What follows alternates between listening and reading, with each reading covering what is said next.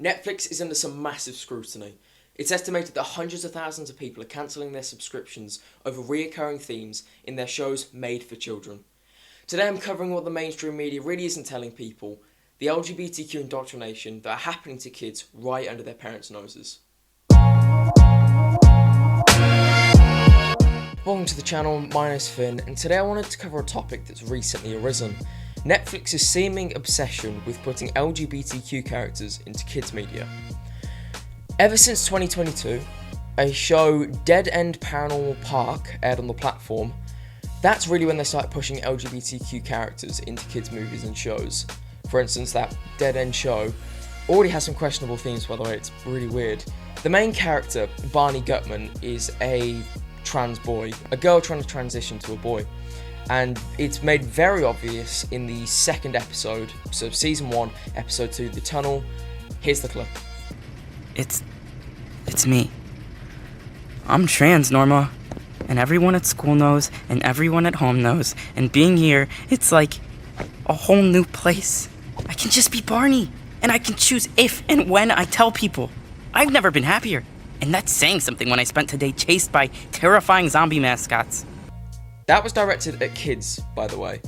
This isn't a one-off either, like this next clip from the newer Transformers show. It's hard to know who's dangerous or not. That's true, though disappointing. Hey, it's okay. I know I'm safe when I'm with my friends or other non-binary people. Non-binary? People who aren't female or male. Oh, I'm sorry. I shouldn't have assumed. I always knew my pronouns felt right, but what a wonderful word for a wonderful experience. Well, that really put the trans in Transformers, huh? I'll play you one more clip from a show called Ada Twist, the Scientist, with the executive directors actually being Barack Obama and his wife Michelle Obama. This is Cherry Chip reporting from the wedding of the year. Everyone's favorite karate instructor, Sensei Dave, will be marrying mixed martial arts champion Jiu-Jitsu Joe. He's the undisputed champion of my heart.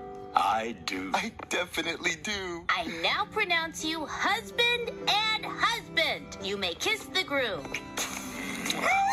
Okay, so that was just vile to put in a kids show on Netflix. If you somehow didn't get what happened there, that was two gay men getting married, being very obviously lovey-dovey and kissing. I mean, to put that in a kids show is insane.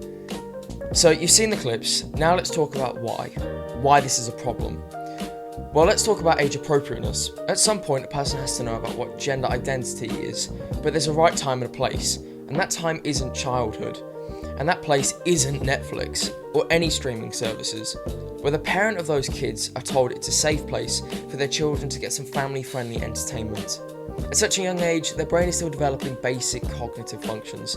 To introduce those adult topics and concepts at that age leads to utter confusion and messages with their understanding of what gender is.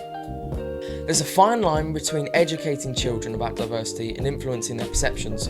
While it's important to have inclusivity, it's equally crucial to ensure children are not subject to content they're not developmentally ready to process. And stuff like this crosses that boundary. At that point, it's not inclusivity, it's indoctrination. These reasons, along with the fact that some parents simply don't want their kids learning about the LGBTQ community at such a young age, is why people are so outraged. So, if parents are angry and calling for these shows to be taken down, or even just had these certain clips removed from the shows, why is Netflix not backing down, or doing what the audience is calling for? Their agenda. That word gets thrown around a lot these days, but it's real. Companies like Netflix are going out of their way to make sure your kids are learning about things inappropriate for their age. That's why they're trying to normalise these things, so that kids grow up not questioning these things, just accepting it as normal, and to see questioning it as homophobic. They also care more about their brand than their children's well-being. If they can be seen as progressive and inclusive, stock prices go up. In summary, Netflix doesn't care about your kids. They just want the highest stock price they can get. And to tell your children being gay, trans, or anything else from the LGBTQ community is perfectly fine, and that any other way of thinking is discriminatory. So, all this happens, what's the public's response? Outrage.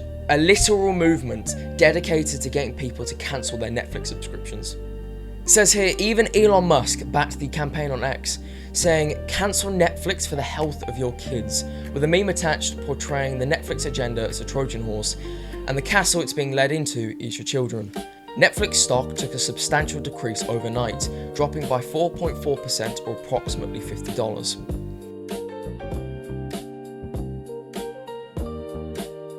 We cancelled our Netflix subscription, you should too.